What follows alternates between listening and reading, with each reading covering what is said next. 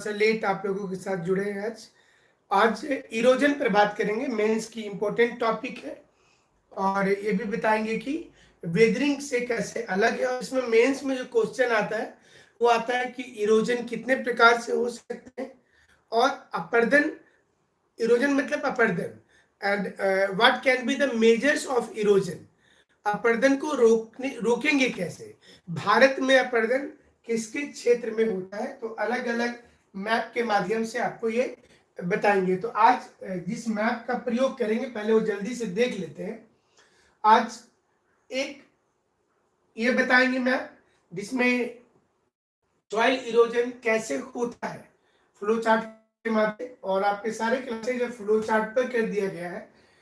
दूसरा मैप ये होगा कि सॉइल की permeability, structure, texture, organic matter, morphology, ये सभी चीजों से सॉइल इरोजन पर क्या फर्क पड़ता है और कितना फर्क पड़ता है ये भी होगा।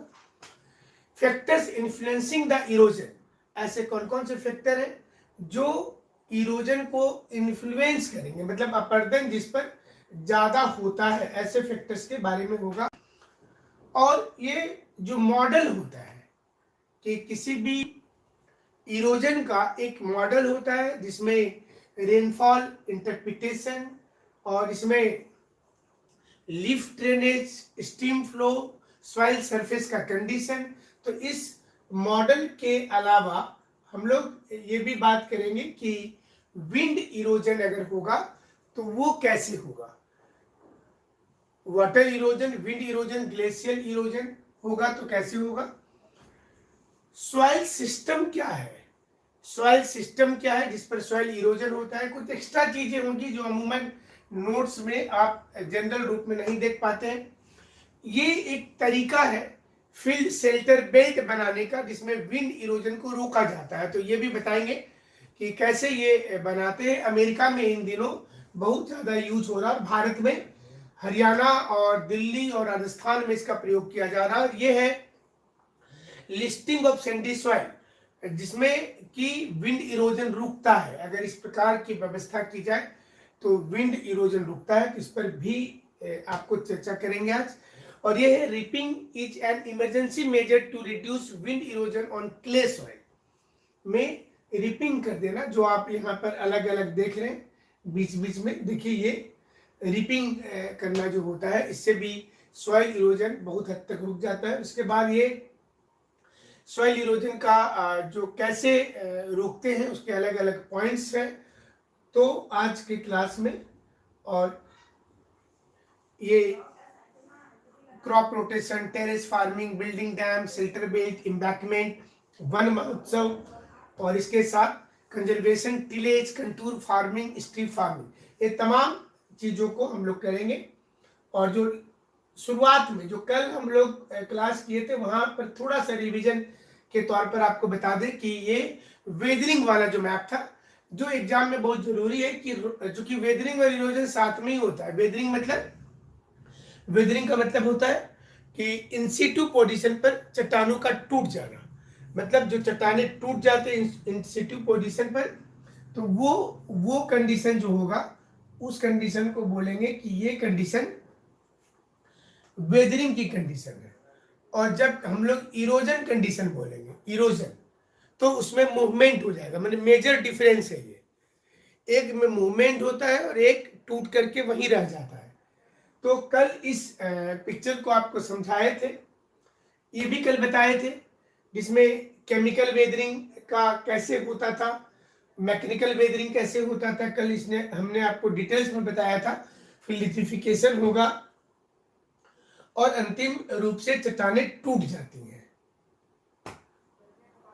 इसको भी कल समझाए थे आपको कि इग्नियस, सेडिमेंट्री और मेटामॉर्फिक रॉक पर को टूटेगा कैसे, और ये तीनों पर किस प्रकार से केमिकल रिएक्शन भी हो सकता है और चट्टाने टूट सकती हैं। तो थोड़ा सा रिवीजन के तौर पर आप इस मैप को देख लें।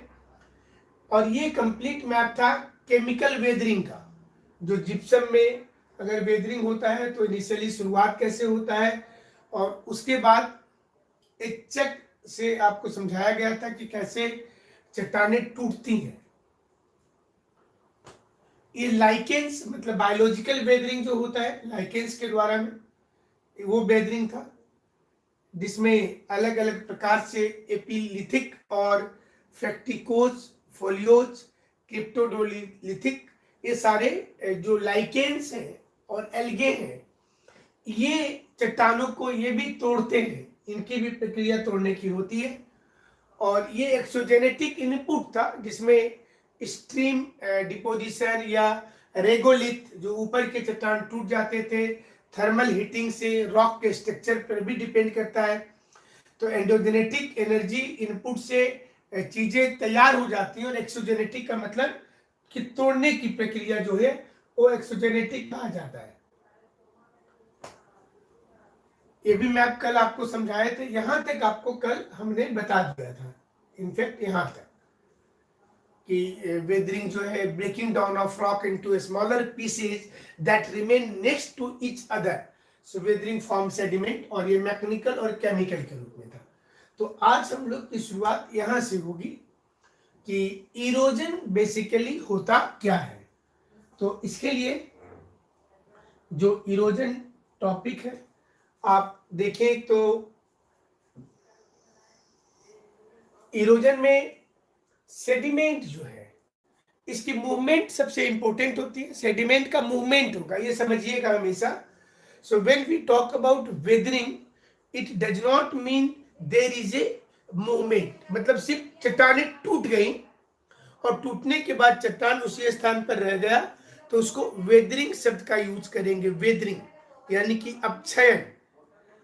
लेकिन जब बोलेंगे अपर्दन, देखिएगा हमेशा आप सुनते हैं एग्जाम में क्वेश्चन आता है कि भारत में सॉइल इरोजन कैसे रोका जाएगा, सॉइल इरोजन के कारण क्या है।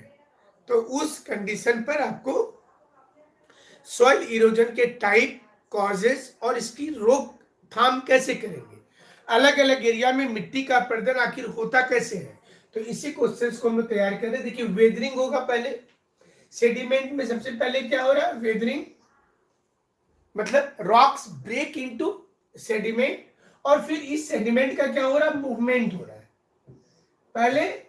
पहले ये टूटा और टूटने के बाद इसका मूवमेंट हुआ, so that the movement is known as erosion, इसको अपरदन। कोई भी चट्टान टूटे, चाहे वो इग्नियस हो, मेटामॉर्फिक हो, सेडिमेंट्री हो, उसका जैसे ही मूवमेंट होगा तो उस मूवमेंट को अपरदन बोलेंगे, तो इरोजन तैयार हो गया। लेकिन कहीं पर भी अपरदन हो रहा है तो कहीं ना कहीं वो डिपोजिशन होगा। देखिए आप जैसे मूवमेंट हो रहा है तो ऐसा तो नहीं ना कि नदी 1 करोड़ साल तक बालू और मिट्टी को लेकर वो ढो करके घूम रही है पृथ्वी के चारों ओर, नदी चक्कर ही लगा रही है, तो ये तो होता नहीं है।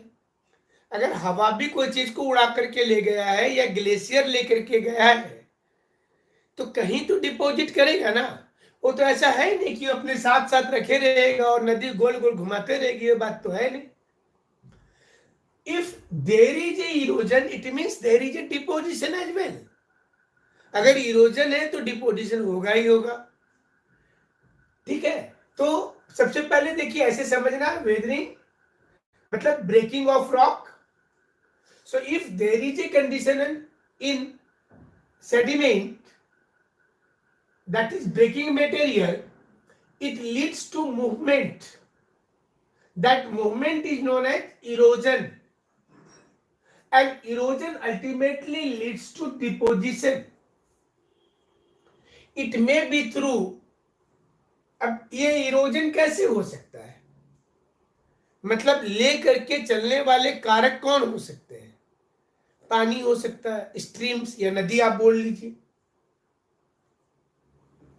या विंड हो सकता है, ग्लेशियर हो सकता है, हिमनद, समुद्र का ओशन वेव्स हो सकता है। मैंने अगर आपसे पूछा जाए कि फिजिकली कि कौन कौन से एजेंट हैं लेकर के जाने वाले, तो आप उसमें क्या लिखेंगे, एक लिखेंगे आप रिवर हो सकता है, इट कैन बी रिवर। ये डिपोजिशन कौन कौन करेगा, मतलब इरोजन जो कर रहा है वही करेगा जो लेकर के जा रहा है, तो आप बोलेंगे रिवर हो सकता है। ग्लेशियर हो सकता है, हिमनद, पवन हो सकता है, विंड, ओशन वेव्स, समुद्र में भी ये चीजें होंगी, अंडरग्राउंड वाटर में भी ये संभावना होगा। और एक चीज होता है जिसको बोलते हैं tillage. So what is tillage? Tillage का मतलब होता है कि ग्रेविटेशनल पुल होना। एक अपर्दन देखिए, आप पर्वत के किनारे अगर चुपचाप बैठ करके देखिए, ऐसा मतलब थोड़ा देर, तो कुछ कुछ देर में छोटे छोटे कण, पत्थर, वो अपने से नीचे की ओर गिरते हुए नजर आएंगे। अब देखिएगा, आप जहां भी रहते हैं ना, वहां माउंटेन के किनारे जाकर के देखिएगा, तो वो नजर आएंगे कि मूवमेंट हो रहा है स्वयं से। तो ये टिलेज कंडीशन होता है जो माउंटेन एरिया में खास करके डेवलप कर जाता है। और माउंटेन एरिया में मूवमेंट होता रहता है। अगर आप शिमला चले जाए, दार्जिलिंग, तो वहां पर लैंडस्लाइडिंग भी आपको नजर आ जाएगा रेनी सीजन में। और बारिश के दिनों में लैंडस्लाइडिंग क्यों हो जाता है? क्योंकि जो ज्वाइंट ऑफ द माउंटेन है, ये ज्वाइंट छोटे छोटे वाटर रील्स जो होते हैं, वाटर रील्स मतलब जिसका अपना रास्ता नहीं है पानी का, वो कहीं भी तैयार हो गया। चंबल के घाटी में जैसा इरोजन होता है तो वाटर रील्स बन जाते हैं, छोटे छोटे रील्स बन जाते हैं, और वो धीरे धीरे ज्वाइंट को काट देता है।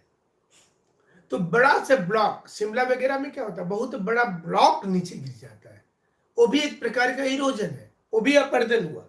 लेकिन आमतौर पर जो आप अपर्दन सुनते हैं मिट्टी का, उसमें सबसे ज्यादा आप सुनते हैं नदी के द्वारा।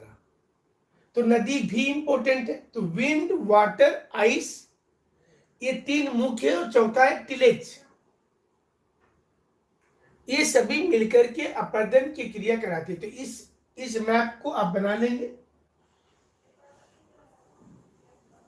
जिसमें आप सिंपल रूप में दिखाएंगे। आप इसको भी पूर्ण रूपेण ड्रॉ कर ले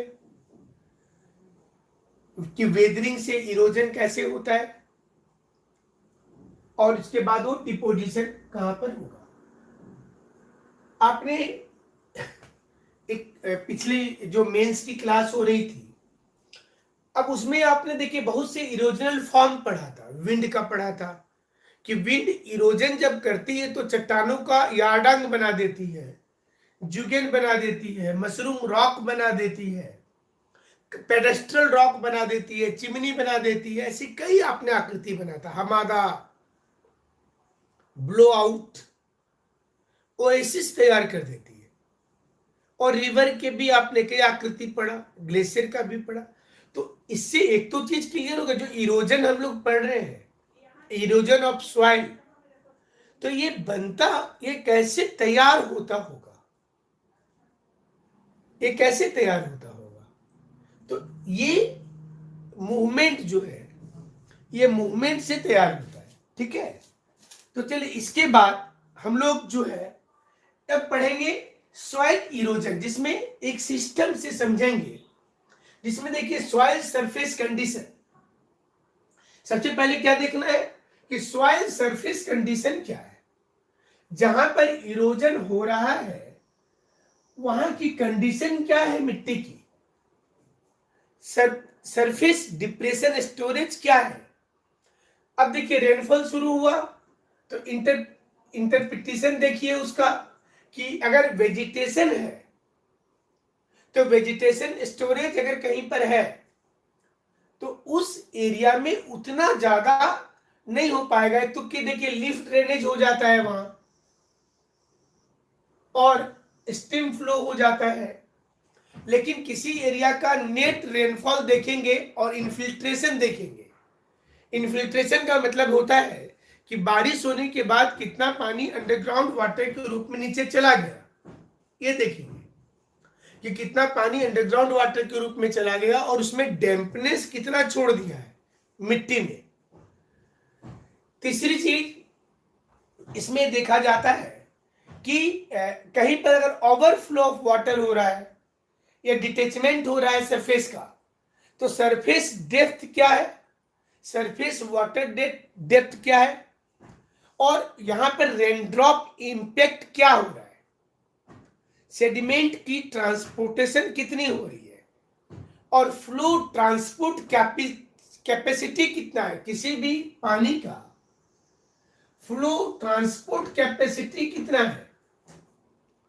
तो ये सभी चीजों को देखने के बाद ही तय होता है कि टेम्परेचर डिफरेंस हुआ वहां पर, या रिवर डायरेक्ट चीजों को लेके जा रही है। जैसे इन दिनों बारिश के दिन में क्या होता है कि गंगा नदी का पानी ज्यादा हो गया, और अगर चट्टान की सॉफ्टनेस ज्यादा है तो उसको इजीली काट पा रहा। आप देखते होंगे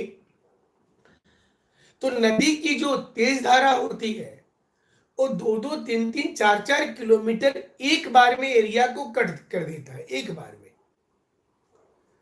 लेकिन वही हार्ड रॉक पर जब इरोजन होगा तो कम होगा, तो उसका मेजरमेंट वैसे ही करेंगे और वहां पर उसी प्रकार की रोकथाम किया जाएगा। स्वर्णरेखा नदी के द्वारा किया गया अपर्दन और गंगा यमुना के द्वारा किया गया अपर्दन में बहुत अंतर हो जाएगा, क्योंकि वो सॉफ्ट रॉक में बह रही है। जहां पर वो नदी बह रही है वहां पर एलुवियल सॉइल है, जबकि स्वर्णरेखा उससे पुरानी नदी है। आप अंदाजा कर लीजिए, पहले हिमालय का निर्माण हुआ होगा और हिमालय बनने के बाद गंगा नदी का निर्माण हुआ है, जबकि स्वर्णरेखा हिमालय ही बना 65 लाख साल पहले, तो उसके बाद गंगा नदी बनी।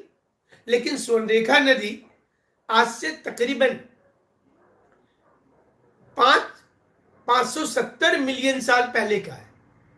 उतना पहले से नदी बह रही है, लेकिन इसकी चौड़ाई ज्यादा नहीं हो पाई। ये नदी अभी भी कम चौड़ी, आप देखिएगा तो ज्यादा चौड़ी ये नदी नहीं है। क्यों? क्योंकि इस रॉक, जिस रॉक पर ये नदी बह रही है वह हार्ड रॉक है। तो नदियां जब हार्ड रॉक से बहती हैं तो उतना ज्यादा वो चौड़ापन उसका नहीं आ पाता है। तो आप उस मैप में जाएं, उसके पहले आप एक ये वाला मैप तैयार कीजिए जिसमें आप ऐसा बनाइए इरोजन,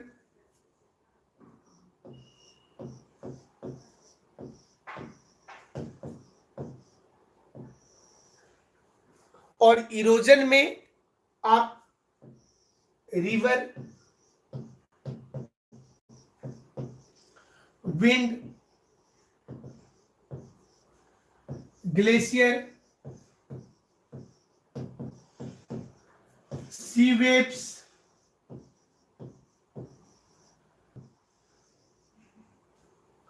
अंडरग्राउंड वाटर भी आप जोड़ लेंगे इसमें, यहां पर अंडरग्राउंड वाटर। तो थोड़ा सा इसको हल्का सा मूव कर दे रहे। इसमें रिवर जो है, रिवर में आप बनाए, रिवर में सीट इरोजन, आप इरोजन वर्ड जोड़ लीजिएगा। रिवर में आप सीट इरोजन, जिसमें डायरेक्ट बारिश होगा और पूरा ऊपर का परत लेकर के चला गया। रिवर में आप दूसरा वर्ड लिखेंगे रील इरोजन, जहां पर ड्रेनेज अच्छा नहीं होता है, जहां पर ड्रेनेज पुअर है। जैसे उदाहरण में यहां लिख सकते हैं आप चंबल घाटी, चंबल वैली। रील जब एक दूसरे से जुड़ता है, एग्जाम में बहुत पूछता है, गली इरोजन। जब छोटे छोटे रील एक दूसरे से मिलते हैं तो गली इरोजन तैयार होता है, और कई गली इरोजन मिलकर के रेवाइंस बनाते हैं, रेवाइंस। अब ये इरोजन जो होता है, देखिए ये सारी चीजें, सीट का मतलब हो गया कि जहां पर तेज बारिश हो रहा है, और वो तेज बारिश में पूरा ऊपर की पृथ्वी का लेयर एक बार में चला गया। आप ऐसा बहुत सा कंडीशन देखते होंगे कि पूरी तेज बारिश में एक बार ऊपर का लेयर टूट करके चला गया, वो सीट इरोजन है। सीट उसको बोलेंगे कि वो सीट इरोजन है। इसी प्रकार से so when we talk about rill erosion, तो रील का मतलब क्या होता है कि रील इरोजन जो होगा इसमें, जैसे चंबल एरिया है, तो चंबल एरिया में क्या हो रहा है, the topography of the Chambal is like this, इस प्रकार के जियोलॉजिकल स्ट्रक्चर है वहां पर। So when rain starts there, so different kind of small water stream that is known as rill, देखिए ये तैयार हो गया रील, ऐसा रील तैयार हो जाएगा। Different reel, numerous number of reel, ये तैयार हो जाएगा। कहां पर हो जाएगा, ये तैयार हो जाएगा पूरी उस लोकेशन में, है ना, ये पूरी लोकेशन में तैयार हो जाएगा। तो जो रील तैयार हुआ, यहां पर कई कई डिफरेंट रील जो है, ये सारे रील मिल करके, ये टोटल रील मिल करके क्या हो जाएंगे, ये बन जाएंगे gully. So we oftenly talk about gully erosion. तो कहां पर होगा ये चंबल एरिया में होगा। और कई गली मिलकर के क्या हो जाएगा, रेवाइंस। जब पूरे गली, जैसे आप सोचिए कि छोटे छोटे रील्स ज्वाइन हो गए, चंबल नदी में जो फ्लड का भी कारण है वो यही होता है कि एक साथ इतना पानी चला जाता है, और उस एरिया की जो अपर्दन हो रही है, ये सॉइल इरोजन जो हो रहा है वो रील, गली और रेवाइंस से हो रहा है, खास करके पूरा उस जोन में जहां पर चंबल नदी किस नदी की सहायक नदी है बताइए तो। आप लोग मिट्टी की तो तैयारी कर रहे हैं ना, जल्दी से आंसर दीजिए। चंबल नदी किस नदी की सहायक नदी है? Chambal is the tributary of which river? जल्दी से बताइए। अब एकदम दूर का उत्तर मत दे दीजिएगा, कोई गोदावरी भी मत लिख दीजिएगा। आंसर गलत भी हो लेकिन थोड़ा नजदीक से गलत हो तो दिक्कत नहीं है। अभिषेक, राजवीर और शिवशंकर राम, ये इन्होंने लिखा यमुना। ईसा कंदीर, शशिकांत, यमुना, ठीक है। चंबल नदी, सोनम सिंह यमुना बता रही, ठीक है। यमुना की सहायक नदी है चंबल।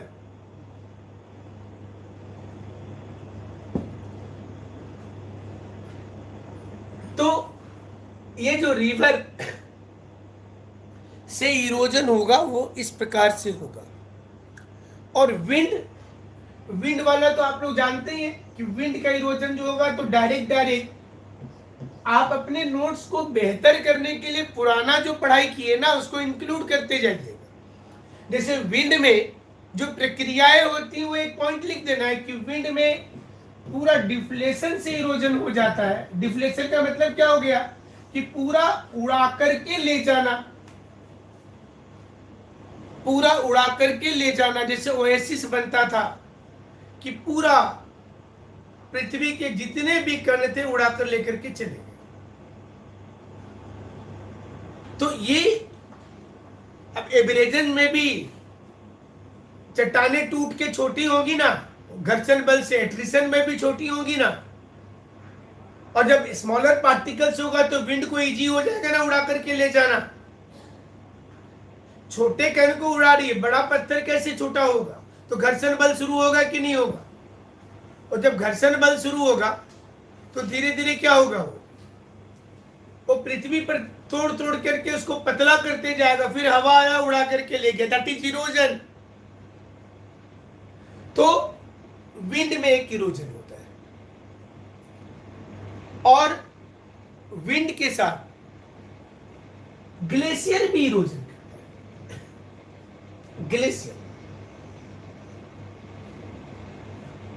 ग्लेशियर की इरोजन से मतलब जो समुद्र के किनारे आप इस प्रकार की रेखा देखते हैं ना, ऐसा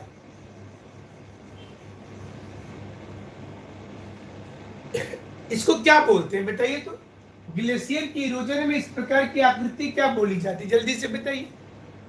ये जो हैचर्ड लाइन है, आप लोग को मेंस वाली क्लास में बताए थे पहले। तो ये हैचर्ड लाइन क्या कहा जाता है? If glacier makes such coast line, जैसा कि नॉर्वे में देखिए, भारत में ऐसा थोड़े है इतना हैचर्ड, लेकिन नॉर्वे में देखें, स्वीडन में देखें, फिनलैंड में देखिए, तो ऐसा तट रेखा नजर आ जाएगा। इसको क्या नाम है इसका? ग्लेशियर की इरोजन जो मिट्टी की हो रही है, वो इरोजन को इस हैचर्ड लाइन में क्या बोलते हैं? जल्दी से कोई आंसर कीजिए, किसका सही होता है? What is the name of such line in glacier? कोई बता सकते हैं? याद है किसी को? सार्क, सार्क नाम नहीं है, शिवशंकर राम। कोई और कोशिश करें? सर्क नहीं, सर्क तो एक दूसरा आकृति है, ये तटरेखा की बात कर रहे हैं ऋतु। सर्क जो है वो तो एम्पी थिएटर लाइक स्ट्रक्चर बनता है माउंटेन में। ये समुद्र के किनारे ग्लेशियर इस प्रकार की आकृति बना देती, तट रेखा ही ऐसा हो जाता है। कोई आंसर आ पा रहा? ड्रमलिन, किरण नहीं, ड्रमलिन तो जो बास्केट ऑफ एग है वो तो डिपोजिशनल आकृति थी ग्लेशियर की। इस तटरेखा का नाम क्या है, ये पूछा जा रहा है आपसे, और ये उत्तर ठीक आया है फियर्ड्स, अभिषेक का। फियर्ड्स, फियोर्ड्स एंड फजोर्ड्स बोलते हैं इसको। इस प्रकार की आकृति को फजोर्ड्स बोला जाता है। और ये आकृति कहीं समुद्र के किनारे अगर बना है कोस्टल लाइन में, that it must be through a glacier. So without glacier it can not be happen along the coast line. समुद्र की तटरेखा जो है ये ग्लेशियर बनाती है इस प्रकार से। और भी तटरेखाएं हैं, उसका यहां पर जिक्र नहीं कर रहे, बट सिंपली आप इतना समझ लें कि किसी भी समुद्र के किनारे अगर माउंटेन पैरेलल हो जाता है, जैसे देखिए पश्चिमी घाट पर्वत पैरेलल है, पूर्वी घाट पर्वत पैरेलल है बंगाल की खाड़ी के किनारे, तो वैसे तट को डालमेशियन बोलते हैं। हम एक्स्ट्रा ऐसी बता दें, वो डालमेशियन कोस्ट होता है, पीटी के पर्पस से बता दे रहे इसी चैप्टर में। और अगर किसी समुद्र के किनारे वर्टिकल मिल जाता है माउंटेन, जैसे कि अगर गुजरात के तट पर अगर वर्टिकल मिल रहा है कहीं पर, पैरेलल है, जैसे एंडीज माउंटेन पैरेलल है पैसिफिक का, रॉकी पैरेलल है पैसिफिक का, लेकिन अफ्रीका का एटलस माउंटेन अटलांटिक ओशन का वर्टिकल है, ऐसे है 90 डिग्री पर है, तो उसको रिया कोस्ट लाइन बोलते हैं, उसको बोलते हैं RIA, रिया कोस्ट लाइन। और तीसरा तो आपने जान गया ना, फियोर्ड्स, फियोर्ड्स या फजोर्ड्स जो ग्लेशियर बनाता है। तो चलिए हम लोग बात कर रहे थे इरोजन पर, कि इरोजन किस किस प्रकार से हो सकता है। और एक ग्लेशियर किया, विंड किया, रिवर किया, समुद्र की लहरें जो होती हैं ये भी तोड़ रही है। तो जितनी एक्टिविटी रिवर की होती है वो उसमें समुद्र के किनारे भी होगा।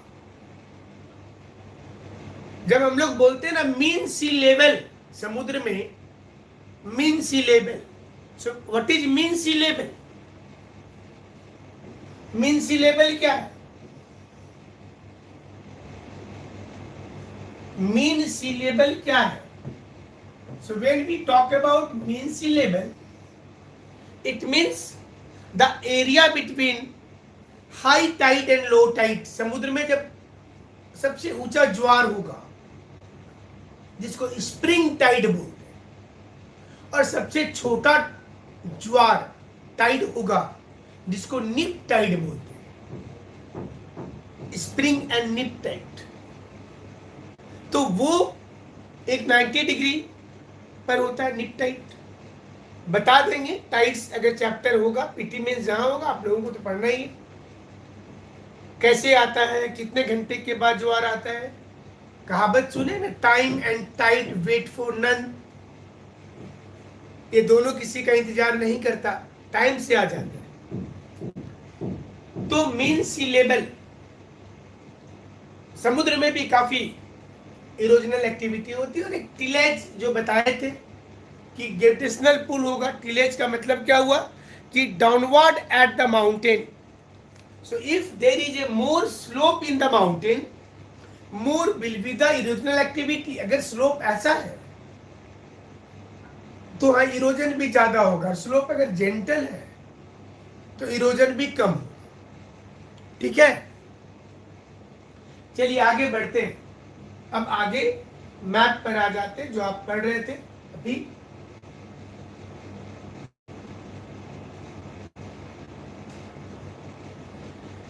अब इसका जो देखेंगे कि सॉइल इरोजन के लिए फैक्टर्स कौन कौन से रेस्पॉन्सिबल होंगे, क्या कारण है इसका, कितने प्रकार का होता है वो तो आपने पढ़ लिया। फिर उसका कंट्रोल पढ़ेंगे। तो सॉइल इरोजन के लिए ये अलग अलग एरिया में जो risk area of soil erosion होता है, सबसे नीचे वाला लाइन जो आपको नहीं दिखाई दे रहा है, ये risk area of soil erosion है। तो वो डिपेंड किस पर करता है। पहला कि सॉइल की परमेबिलिटी कितनी है। परमेबिलिटी का मतलब होता है मूवमेंट होना। सॉइल की परमेबिलिटी कितनी है। जिस एरिया में सॉइल इरोजन और उसकी टेक्सचर, मतलब जो ग्रेन है चट्टानों में, मिनरल्स ग्रेन, वो कैसे है, टेक्सचर कैसा है उसका, फाइन ग्रेन है, कोर्स ग्रेन है, कैसे है। ऑर्गेनिक मैटर यहाँ पर कितना है, लिप्स कितने हैं, बाकी चीजों की पोजीशन क्या है। क्योंकि मिट्टी का ब्रेकिंग ऑफ रॉक जब तक नहीं होगा तो इरोजन नहीं होगा।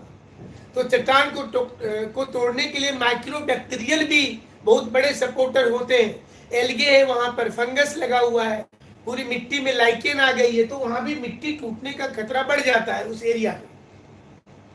सो मॉर्फोलॉजी, मतलब मॉर्फोलॉजी का मतलब हो गया कि वो, जैसे छोटा नागपुर, मॉर्फोलॉजी में छोटा नागपुर को ले लीजिए और बिहार को ले लीजिए, झारखंड और बिहार, छत्तीसगढ़ और उत्तर प्रदेश, तो आप देखेंगे कि एक जगह की मॉर्फोलॉजी मतलब वहां की ओरिजिनल रॉक, अगर वो इग्नियस और मेटामॉर्फिक रॉक है तो उसको तोड़ना बहुत मुश्किल होगा, और अगर वो सेडिमेंट्री रॉक है तो इजीली टूटेगा। इसी प्रकार से land use and land cover, और वहां पर बारिश की स्थिति क्या है, इतनी चीजों की जानकारी होनी चाहिए। जब आप किसी स्थान पर इरोजन को तहकीकात करने के लिए आए हैं, तो जो रिस्क एरिया, सॉइल इरोजन का रिस्क एरिया को अगर कैलकुलेट करेंगे तो दीज आर द फैक्टर्स। ये फैक्टर्स है कहीं पर कि कहां पर मिट्टी का अपरदन ज्यादा हो सकता है या कम हो सकता है। ये फैक्टर्स ऐसे हैं जो रॉक के हार्डनेस की बात कर रहे हैं, बारिश का बात कर रहा है, स्पीड ऑफ रेन और स्पीड ऑफ विंड, ग्लेशियर वहां पर है तो कवर्ड है, कितने दिनों से है, ढाल कैसा होगा, और वेजिटेशन अगर कम है तो ज्यादा मिट्टी का अपरदन होगा। इसलिए तो बोला जाता है कि पेड़ लगाइए। तो सॉइल इरोजन में जो फैक्टर्स है, ये फैक्टर्स जहां जहां पर ज्यादा हो सकता है उस एरिया का एक टिपिकल ये मैप है, जिसमें अगर यूरोपियन स्टडी किया जाए तो जो यूरोपियन यूनियन में एग्रीकल्चर पॉलिसी आती है वहाँ की, और वहाँ उसी आधार पर सब्सिडी भी दिया जाता है। देखिए भारत में भी किसान आंदोलन कर रहे हैं, सब्सिडी तक वहाँ पर मिट्टी की स्थिति को देख कर दी जाती है। हमारे यहाँ पर जिनको जरूरत नहीं रहता है वो राशन कार्ड लेते हैं, जिनको जरूरत नहीं है वो किसान के नेता बन गए हैं। दोनों में डिफरेंस देखिए।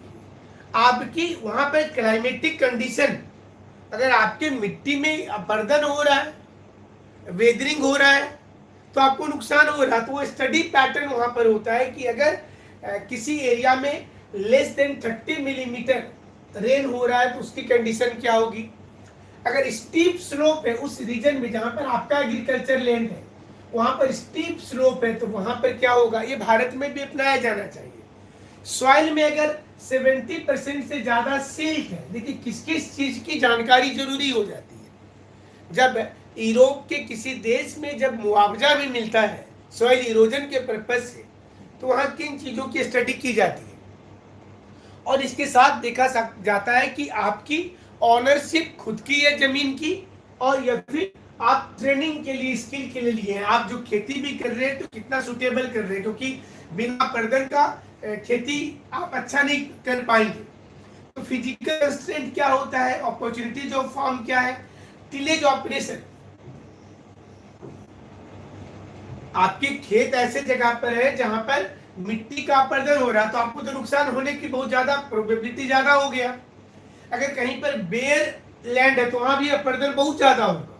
खाली जमीन में अपरदन तेज होता है, या ओवरलैंड फ्लो अगर फ्लो है तब, तो सॉइल इरोजन वहां पर इंक्रीज करता है। इन तमाम स्थान पर इंक्रीज करेगा। इसके साथ साथ अगर जितना ज्यादा सॉइल इरोजन हो रहा है, ओवर ग्रेजिंग भी कहीं पर करवा रहे, जरूरत से ज्यादा आपने पशुचारण करवा दिया, तो पशुचारण से दो नुकसान होता है। एक तो जिस एरिया में पशुचारण करवा रहे हैं वहां पर सभी खेत समाप्त हो रहे हैं, और जो पशु के खुर होते हैं पैर का, उससे मिट्टी जो है वो टूटता है। तो ये दो कारण से होता है। आपको पूरा मैप ये आप देख लें, जिसमें अगर आप क्लिक करना चाहें फोटो,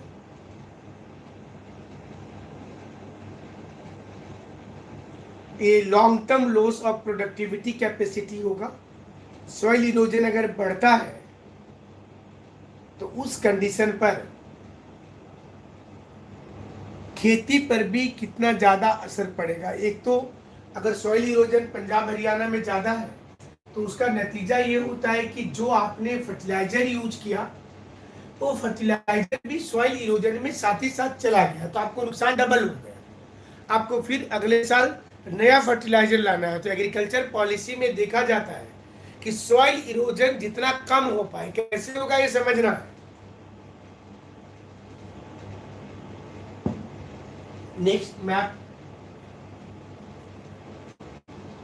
जो पिछली बार भी जो बताए थे कि सॉइल सरफेस कंडीशन, जिसमें सरफेस डिप्रेशन, स्टोरेज, और ये through fall, lift drainage, stream flow, surface water depth, detachment by raindrop impact, detachment by flow, और टोटल डिटेचमेंट ऑफ सेडिमेंट कितना। मतलब अंतिम में देखेंगे कि इस पूरे मान लीजिए 1 हेक्टेयर जमीन में, 1 हेक्टेयर जमीन में एक रेनी सीजन में कितनी मिट्टी वहां से बह जाती है। ये खास करके जो भारत में डिपार्टमेंट है ना, ICAR, Indian council of agriculture research, मैंने इंडिया में सॉइल को वर्गीकृत करने वाला संस्था ICAR ही है, Indian council of agriculture research. और जहां जहां पे एग्रीकल्चर की पढ़ाई हो रही है, ये मतलब देखिए भारत में ही ये दिक्कत की ना बात है कि जो लोग एग्रीकल्चर की पढ़ाई करते हैं उसके बाद उसको नौकरी मिलना मुश्किल हो जाता है। आप अमेरिका और यूरोपियन कंट्री में रहते हो और एग्रीकल्चर की पढ़ाई करते हो तो आपकी डिमांड बहुत ज्यादा हो जाती है। आप एक डॉक्टर से भी ज्यादा इंपॉर्टेंट हो जाते हैं, क्योंकि ये समय आ जाता है ऐसा कि जब आप एग्रीकल्चर में किसानों को सपोर्ट करते हो तो प्रोडक्शन देश का बढ़ेगा, एक्सपोर्ट बढ़ेगा। तो वो अगर भारत में ऐसे पॉलिसी आते हैं तो अच्छा होगा।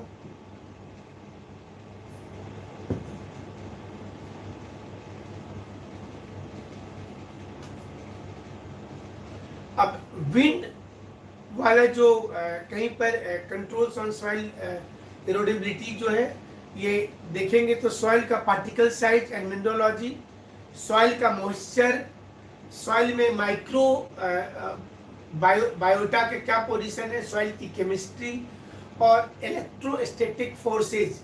तो ये जो एरोजन प्रोसेस होता है सॉइल में, जिसमें फिजिकल सॉइल क्रस्टिंग या बायोलॉजिकल सॉइल क्रस्टिंग होता है, सॉइल सरफेस का रफनेस, अगर रफनेस है तो वहां पर रुक जाएगा, अगर सॉइल टाइप, वेजिटेशन कवर कितना है, लाइव स्टॉक ट्रैम्पलिंग इंटेंसिटी, कितना ज्यादा जानवर का लोड है, कितना ज्यादा ओवरग्रेजिंग हो रहा है, कल्टीवेशन प्रैक्टिस कितना हुआ है उस एरिया में, रेनफॉल की घटनाएं कितनी हुई हैं, टेम्परेचर कितना है, इवापोरेशन कितना है, climate, landform, ecological zone, land use and land management, ये सारी जो चीजें होती हैं ये विंड वाले एरिया में इफेक्ट डालती है।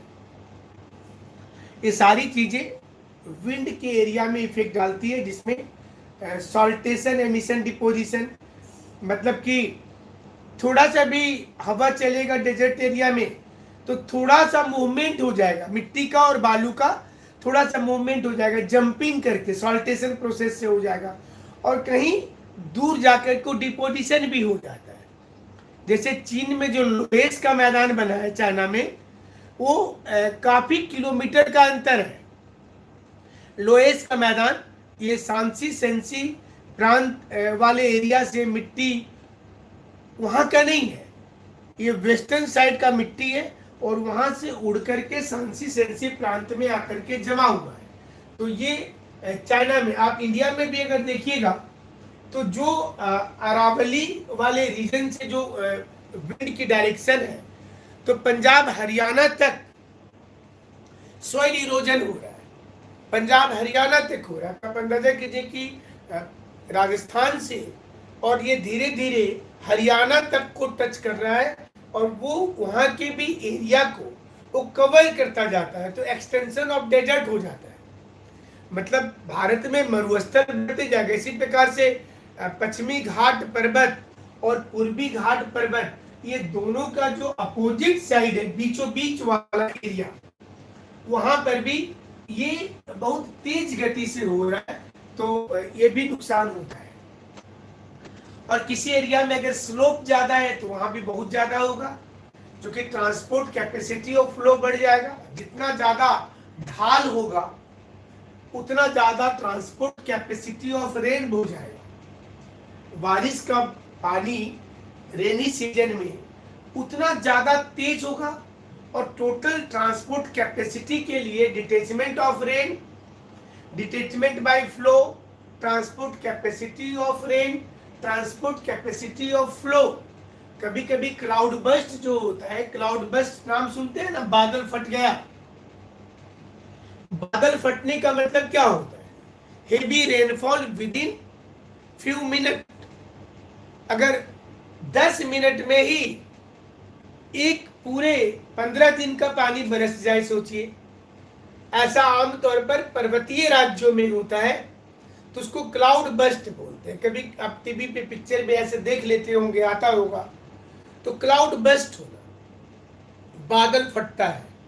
और जब बादल फटता है तो उसमें मतलब total transport capacity of water वहां पर देखेंगे कि उस स्पीड की पूरी कैपेसिटी क्या है। तो अचानक से पूरी जमीन वहां की बेयर लैंड हो जाएगी और पूरा का पूरा इलाका में बहुत बड़ा अपर्दन हो जाएगा। तो ये सॉइल इरोजन का एक्सट्रीम कंडीशन हो जाता है।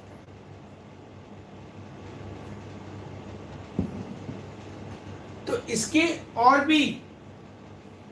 भी कारण अगर देखते हैं, कुछ पॉइंट्स के रूप में आप लिख सकते हैं कि डिफोरेस्टेशन, जो कॉमन चीज आप जानते हैं इस मैप के अलावा, डेंसिटी ऑफ फॉरेस्ट, अगर जंगल, डेंसिटी ऑफ फॉरेस्ट मतलब पेड़ पौधा जो है इसके घनत्व कितने कितने क्लोज है, कितने दूर दूर है, इस पर भी डिपेंड करता है। अगर सवाना ग्रासलैंड में चले जाएंगे, इक्वेटोरियल फॉरेस्ट में चले जाएंगे, तो इक्वेटोरियल फॉरेस्ट में विंड वाला इरोजन घट जाएगा, लेकिन स्वाम्पी एरिया हो जाता है जो अंडरग्राउंड और ये टोटल ट्रांसपोर्ट कैपेसिटी ये वाला इंक्रीज कर जाएगा वहां पर एरिया वाइज क्लाइमेटिक के अनुसार। अगर कहीं पर आग लग जाता है तो उससे भी पेड़ पौधे नष्ट हो जाते हैं और धीरे धीरे वहां पर अपर्दन बढ़ेगा। इसी प्रकार से जमीन को खाली छोड़ना, जो फैलो लैंड होता है, बंजर भूमि बहुत बड़े एरिया में है, तो दोनों से नुकसान हो रहा है। एक तो विंड इरोजन भी होगा और रिवर इरोजन भी हो जाएगा, वाटर इरोजन भी होगा। अब बिहार में, यूपी में आप जो खाली जमीन होती है, रेलवे के किनारे किनारे वाला जो ट्रैक होता है जहां पर पेड़ पौधा नहीं है, तो वहां पर मिट्टी का अपर्दन तेजी से हो जाता है और वो अपर्दन होकर के वाटर चैनल्स बन करके वो जो भी नजदीक वाले नदी होंगे उस नदी में जाकर के अपना पानी वो पानी और मिट्टी जमा कर देता है और फिर नदी ले जाकर के समुद्र में जमा कर देती है, तो ये अपर्दन की क्रिया बढ़ेगी। इसी प्रकार से रॉन्ग क्रॉप प्रैक्टिस, जो फॉल्टी क्रॉप प्रैक्टिस होता है उसके चलते भी बढ़ता है और गलत सिंचाई पद्धति से भी इरोजन बढ़ जाता है, जिसमें सिल्टेशन की समस्या हो जाती है। सीमेंटिंग अगर नहीं किया है दोनों किनारे पर और आप मिट्टी को काट करके नहर अपने गांव तक लेकर के चले गए तो वहां से मिट्टी का अपर्दन होना शुरू हो जाएगा। इसी प्रकार से भारत में एग्रीकल्चर टुवर्ड्स द स्लोप किया जाता है। अगर मिट्टी का स्लोप इधर है ऐसे और हम खेती भी इसी स्लोप पर इसी दिशा में करना शुरू करते हैं, देखिए ऐसे, तो यहां पर मिट्टी का अपर्दन ज्यादा होगा। तो इसके लिए, इसको रोकथाम के लिए इसका तरीका है जो अभी आपको बताएंगे। ओवर ग्रेजिंग एक पॉइंट है।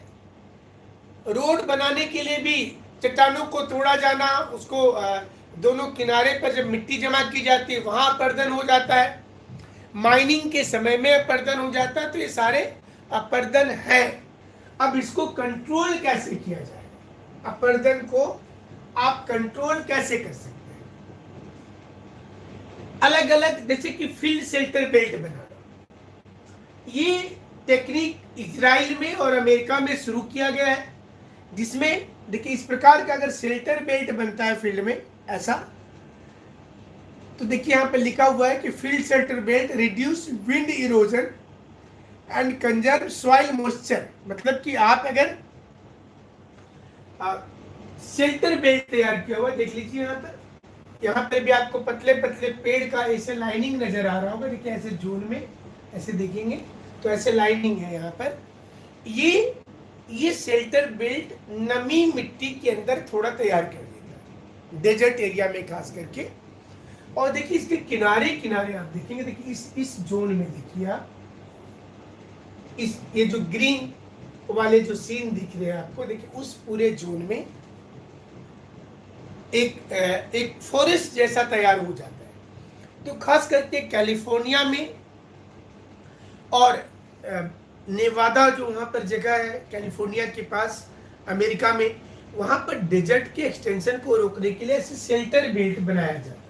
अब ये शेल्टर बेल्ट करता क्या है, अब उदाहरण के लिए ये मरुस्थल से अगर इधर जा रहा है विंड, तो यहाँ पर बीच में एक पेड़ का ऐसा एक लाइनिंग और फिर यहाँ से 10 मीटर दूर पर या 50 मीटर दूर पर एक दूसरा प्लांटेशन तैयार कर दिया जाता है। इस प्रकार से चलेगी।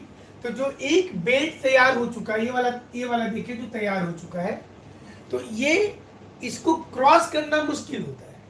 तो एक बेल्ट को क्रॉस करने में ही हजारों साल लग जाएंगे और इसलिए डेजर्ट का एक्सटेंशन रुक जाएगा। तब तक एक दूसरा बेल्ट तैयार हो जाएगा, फिर तीसरा बेल्ट तैयार हो जाएगा।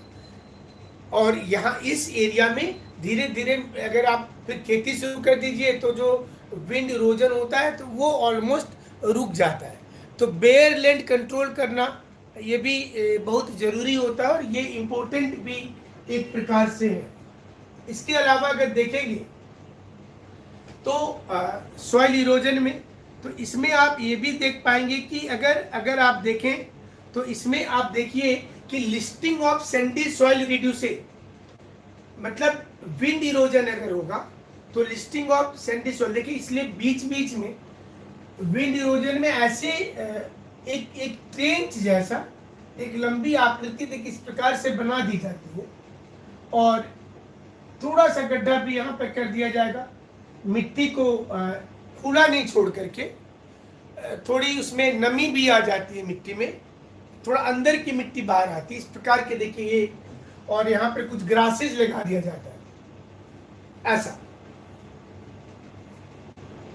ग्रास के रूट्स काफी स्ट्रांग होते हैं तो वो भी मिट्टी को पकड़ करके रखता है। तो इसको विंड इरोजन को रोकने के लिए सैंडी सॉइल जो होता है इसको लिस्टिंग बोला जाता है। सैंडी सॉइल का लिस्टिंग करना, आप यहाँ पे देख लेंगे कि इससे 1 2 3 4 5 6 7 8 9 10 ऐसा 10 एक बैरियर ऐसा तैयार हो जा रहा है इस प्रकार से ऐसे। तो इससे भी सॉइल इरोजन रुकता है। और विंड इरोजन रोकने के लिए क्ले सॉइल में अगर रिपिंग कर दिया जाए, राइपिंग का मतलब होता है कि इसको पूर्ण रूपेण ये इसको ऐसे खाली नहीं छोड़ना। विंड इरोजन को रोकना है तो पूरे इलाके में एक बार आप ट्रैक्टर चलवा दीजिए पूरे जोन में। इस पूरे देखिए यहाँ पे दिख रहा है ऐसा, देखिए ऐसा करते हुए ऐसा इस टाइप से ये पूरे जोन में चलवा दीजिए तो यहाँ पर भी विंड इरोजन रुक जाएगा। इसको राइटिंग ऑफ द एरिया बोला जाता है, डेजर्ट एरिया में बहुत ज्यादा होता है। इसके साथ साथ आप पेरेनियल प्लांट कवर मल्चिंग कर सकते हैं। और विंटर के समय में विंटर लगाना, वेजिटेबल गार्डन तैयार करना, एनुअल ग्रासेज जो सालों भर रहते हैं, स्मॉल ग्रेन्स वाले लेगुमिनस प्लांट जो होते हैं, vegetation planted to provide a temporary vegetative cover. So cover crops are often tilled under serving also as a green manure, उसको बोला जाता है। ये एक फर्टिलाइजर का भी काम करेगा। Placing crushed stone, wood chips and other similar material in the heavily used area where vegetation is hard to establish and maintain.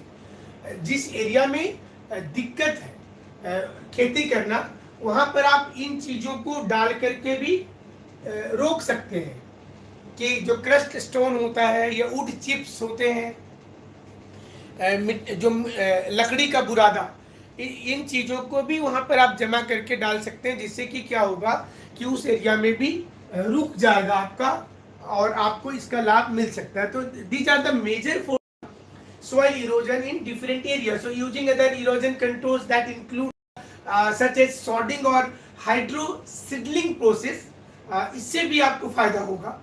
जिसमें स्टीप स्लोप को हेवी ट्रैफिक एरिया में कन्वर्ट करना हुआ। नर्सरी लैंडस्केप एसोसिएशन इसकी तैयारी भी कर रहा है।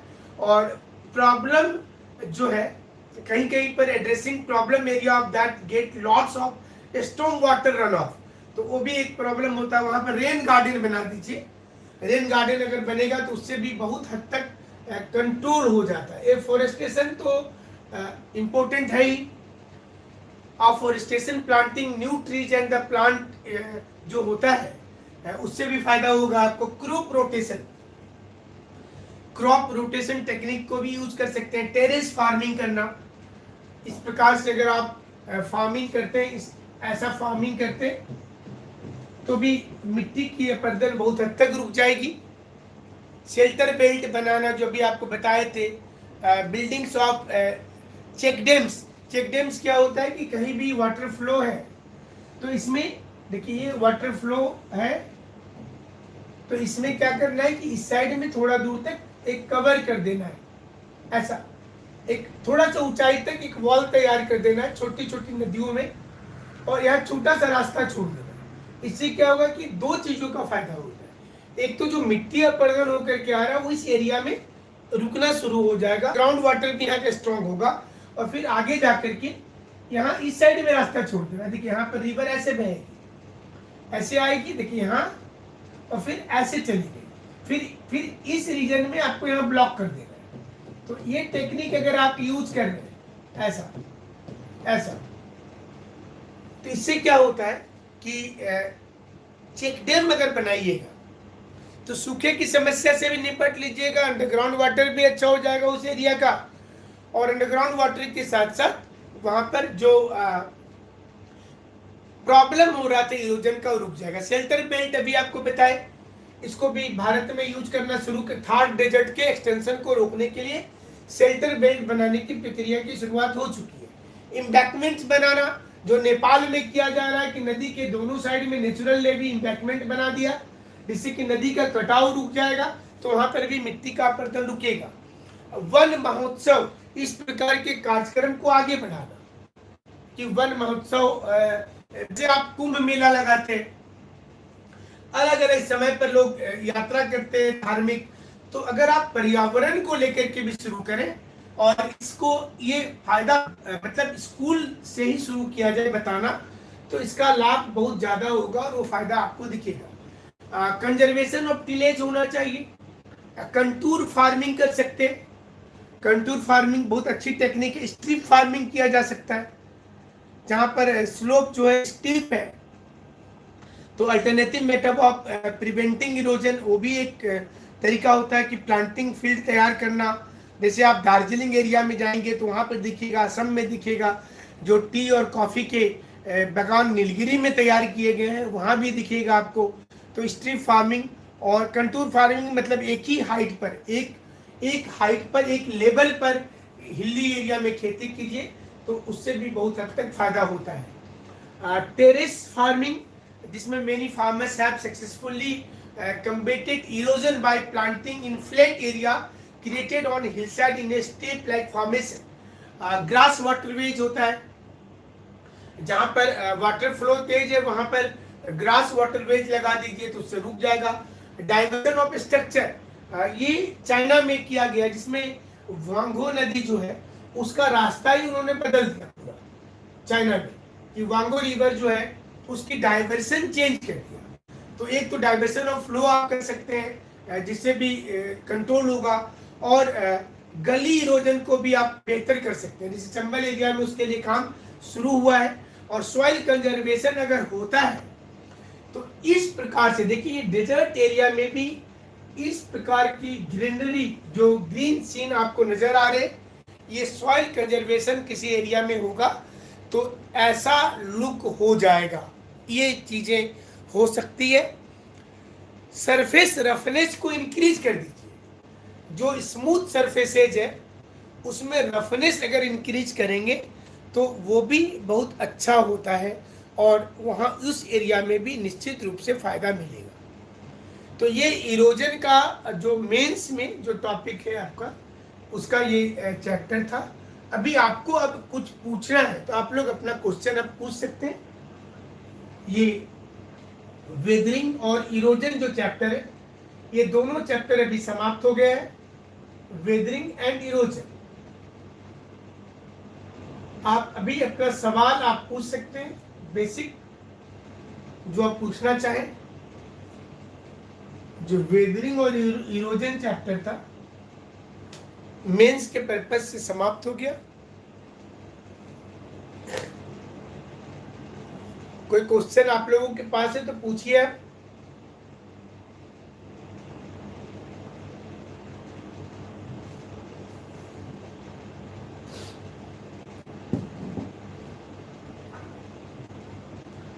लॉन्गिट्यूड का भी क्वेश्चन पूछ सकते हैं, आप पूछिए।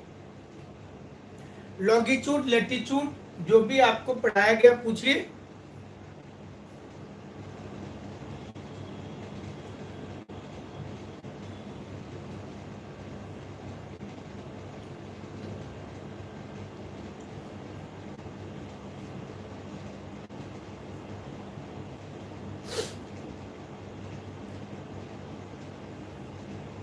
फ्लो चार्ट बनाना नहीं भूलना है एग्जाम में आपको, इसलिए अभी सारे चैप्टर्स को हमने फ्लो चार्ट पर किया है। लिखने वाली चीजें आपको मिल ही जाती हैं, बहुत सारे मटेरियल है अवेलेबल, लेकिन फ्लो चार्ट कोशिश करेंगे बनाने का, जिसमें नंबर ज्यादा उठता है। तो आपके जो प्रश्न है, प्रश्न आप पूछिए।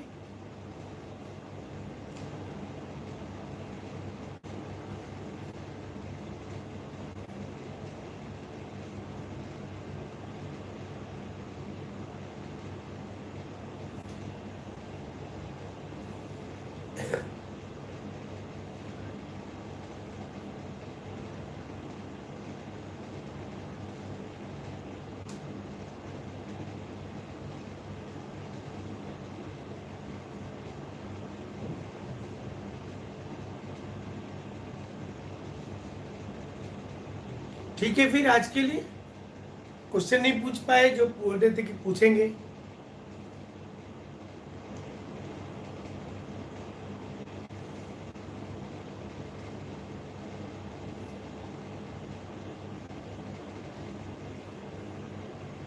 क्वेश्चन आप व्हाट्सएप पर भी भेज सकते हैं।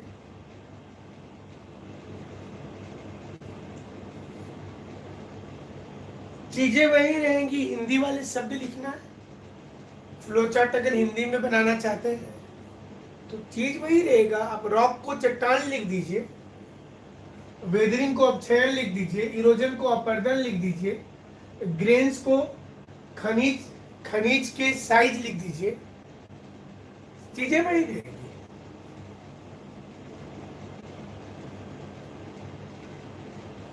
हिंदी वाले को तो एक बेनिफिट रहता है कि इंग्लिश के बहुत से टिपिकल वर्ड है अंग्रेजी वाले जो आप यूज कर सकते हैं।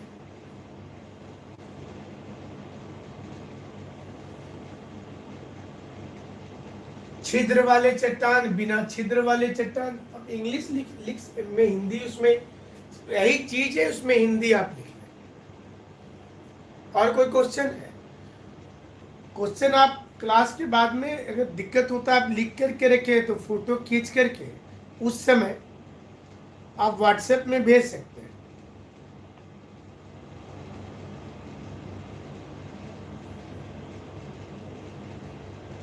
ठीक है, फिर आज के लिए thank you. What is the time and the day of place x situated at 25 degree north latitude. अच्छा देखिए, आप पे क्वेश्चन तो आप इसको व्हाट्सएप में भेज दीजिए ना क्वेश्चंस को। इस प्रकार के लंबे क्वेश्चन जो रहते हैं उसको व्हाट्सएप पर भेज दीजिएगा ना, हमारा नंबर तो पता है।